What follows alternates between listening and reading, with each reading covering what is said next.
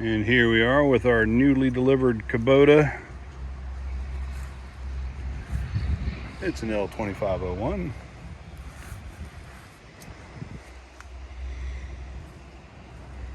I have a third function and grappler on it right now. The standard load bucket.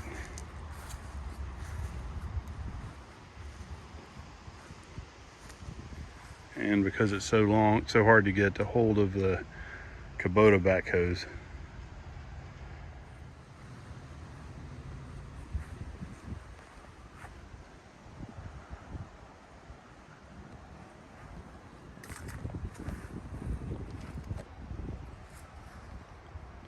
Hydrostatic drive.